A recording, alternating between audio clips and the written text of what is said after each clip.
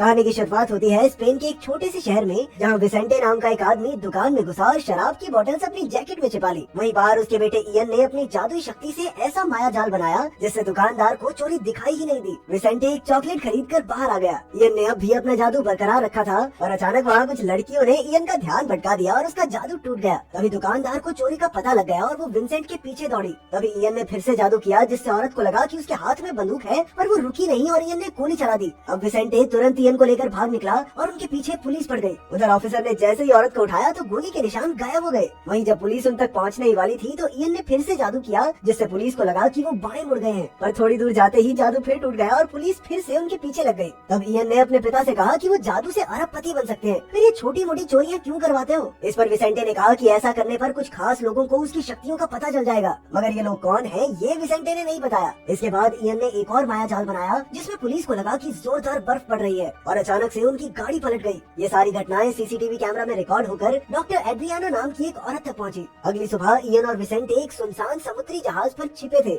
यहाँ इयन को अपनी माँ का सपना आया जो अब इस दुनिया में नहीं थी। वो गाना गा रही थी और अचानक जोर से चिल्ला उठी। तभी इयन की आंख खुल गई और विसेंटे ने उसे जन्मदिन की बधाई दी। इयन भी बाहर घूमकर आम बच्चों की तरह जन्मदिन मनाना चाहता था, मगर विसेंटे ने मना कर दिया, जिस वजह से इयन गुस्से में अपने कमरे की खिड़की से भाग गया। शाम को एड्रियाना ने अपने आदमियों के साथ विसेंटे को ढूंढ लिया और बताया कि वो एजेंसी की तरफ से आई है। ऐसा लग रहा था मानो वो पहले से एक दूसरे को जानते हो। वो विसेंटे से इयन के बारे में जानना चाहती थी। तभी उसे खबर मिली कि इयन का पता लग गया है। इसके बाद एजेंसी के लोग इयन को अगवा करने पहुंचे। वहाँ पर सीवर नाम का एक आदमी मौजूद था जिसके पास इयन जैसी ही शक्तियाँ थी। उसने इयन को बचाने की कोशिश की, लेकिन एजेंसी के लोगों ने उसकी शक्तियाँ ब्लॉक कर दी। फिर वहाँ एस्टर नाम की एक लड़की और एक एजेंट आया जो इयन को बाहर ले आए। वो उसे वैन में एड्रियाना के पास ले गए जिसने विसेंटे को भी अगवा कर रखा था। वैन में जाते ही उन्होंने इयन को पकड़कर हेलमेट लगा दिया और फिर जबरदस्ती उसके खून का सैंपल लिया। कुछ समय बाद जब इयन की आंख खुली तो वो एजेंसी के हेडक्वार्टर्स में था। तब एड्रियाना ने उसे बताया कि एजेंसी कॉन्साइंस नाम के एक ग्रुप के खिलाफ लड़ रही है जिसे इयन जैसी शक्तियों वाले लोगों ने बनाया है। ये लोग पूरे देश को अपनी मर्जी से चलाते हैं, जिस वजह से सरकारें तो बदलती रहती हैं मगर देश वहीं का वहीं।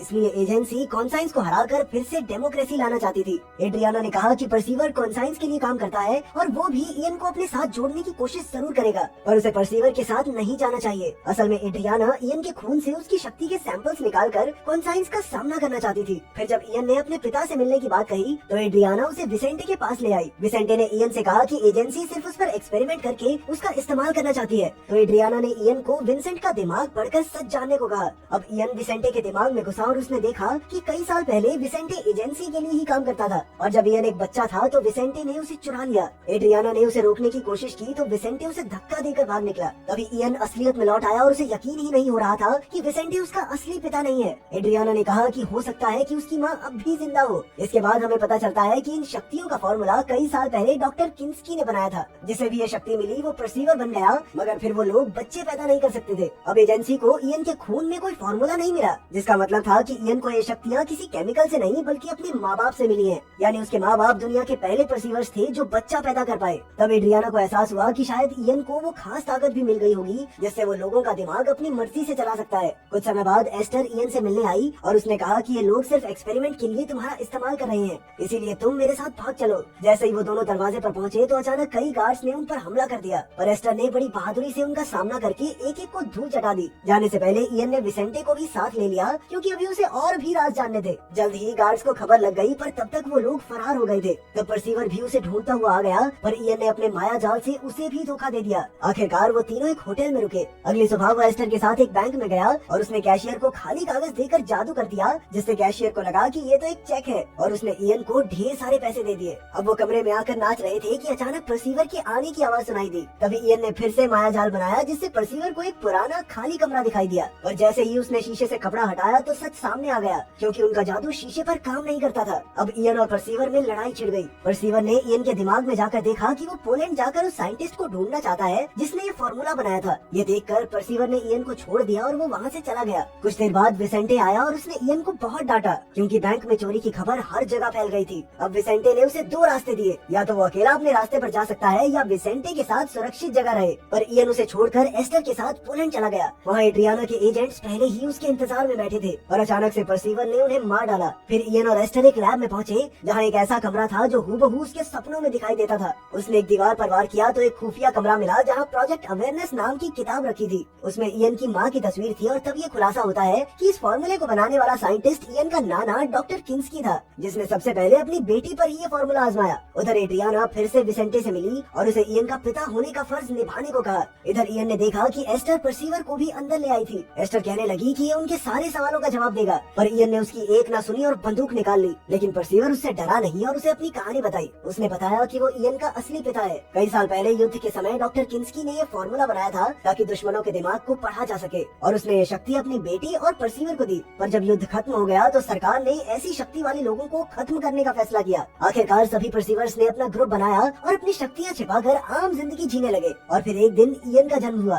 खैर तभी एजेंट्स ने वहाँ हमला कर दिया, इसीलिए एस्टर इयन को बचाकर परसीवर के घर ले आई। इधर परसीवर ने डटकर एजेंट्स का सामना किया, पर आखिरकार वो पकड़ा गया। फिर उसे एड्रियाना की लैब में लाया गया, जहाँ उसने बेहद दर्दनाक एक्सपेरिमेंट्स करके परसीवर के खून से फॉर्मूला निकालने की कोशिश की, मगर फॉर्मूला उसके खून में इतना घुल चुका था कि उसे निकाला नहीं जा सकता था। जब परसीवर अकेला था तो उसने रोबोट की आंखों में देखा और उसके कंट्रोलर का दिमाग अपने कब्जे में कर लिया। इसका मतलब ये था कि परसीवर के पास लोगों को काबू करने की भी शक्ति थी, और इसी तरह उसने खुद को आजाद कर लिया। उधर परसीवर के घर जाकर इयन ने देखा कि उसकी माँ अब भी जिंदा थी, लेकिन दर्दनाक एक्सपेरिमेंट्स की वजह से उसकी हालत मुर्दों जैसी हो गई थी। इयन अपनी माँ के दिमाग में गया और तभी परसीवर भी वहाँ आ गया। उसने इयन को दिखाया कि कैसे एजेंसी ने उसकी माँ पर अत्याचार किए थे। तब उसकी माँ ने फॉर्मूले को एक याद बनाकर इयन के दिमाग में भर दिया था। परसीवर को भी ये फॉर्मूला चाहिए था जिससे वो खास लोगों की फौज बना सके। जैसे ही वो इयन की ओर बढ़ा तो एक अदृश्य दीवार ने उसे रोक लिया। तब इयन समझ गया कि उसकी माँ परसीवर को फॉर्मूला नहीं देना चाहती। आखिरकार वो असलियत में लौट आए और इयन की माँ चल बसी। उसी वक्त कई एजेंट्स कमरे में घुस आए, पर इयन बहुत गुस्से में था। उसकी भी तीसरी शक्ति जागृत हो गई थी, जिससे उसने एजेंट्स का दिमाग काबू करके उनसे एक दूसरे पर गोलियां चलवा दी। फिर वो बाहर आया तो एड्रियाना अपनी फौज के साथ तैयार खड़ी थी।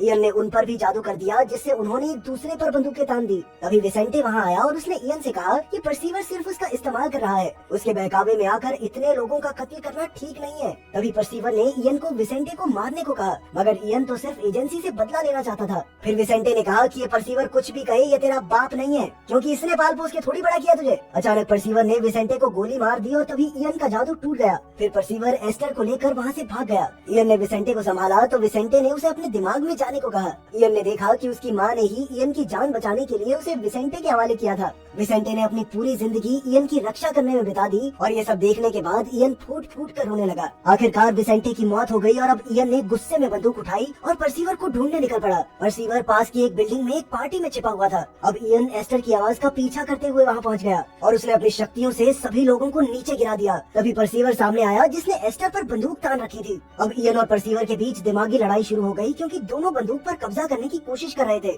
पर इयन की शक्ति थोड़ी कमजोर पड़ गई और परसीवर ने बंदूक उठा ली। फिर परसीवर ने लोगों पर काबू करके उनसे इयन पर हमला करवा दिया। इयन ने अपने पूरे दमखम से उनका सामना किया। जल्द ही उसने फिर से अपनी शक्ति से लोगों के सर पर बॉटल्स दे मारी। इधर से परसीवर भी हमलावर भेजता रहा और अंत में एक आदमी इयन का गला घोंटने ही वाला था कि अचानक एड्रियाना ने वहाँ आकर उसे गोली मार दी। अब परसीवर ने एस्टर को गोली मारने की धमकी दी तो एड्रियाना ने कहा कि वहाँ तो कोई है ही नहीं। असल में एस्टर सिर्फ परसीवर का बनाया हुआ एक माया जाल थी, जो शुरुआत से लेकर अब तक सिर्फ इयन को ही दिखाई दे रही थी। ये देखकर उसका दिल फिर से टूट गया और वो रोने लगा। तब एस्टर ने उसे यकीन दिलाया कि इयन के लिए उसका प्यार सच्चा है। आखिरकार इयन ने गोली चला दी, जो एस्टर के आर पार होकर सीधा परसीवर को लगी और वो मौके पर ही मारा गया। तब एस्टर दौड़कर इयन के गले लग गई। कुछ समय बाद इयन ने अपनी माँ और पिता विसेंटे के लिए कब्र बनवाई। तब एड्रियाना उससे मिलने आई और उसे अपने साथ चलने को कहा, क्योंकि उसे किसी भी हालत में फॉर्मूला चाहिए था। मगर इयन ने विसेंटे की तरह किसी की भी तरफ न होकर इस युद्ध से दूर होने का फैसला किया। अगर वीडियो पसंद आई तो लाइक कर देना, चैनल को सब्सक्राइब कर देना। मिलते हैं अगली वीडियो में।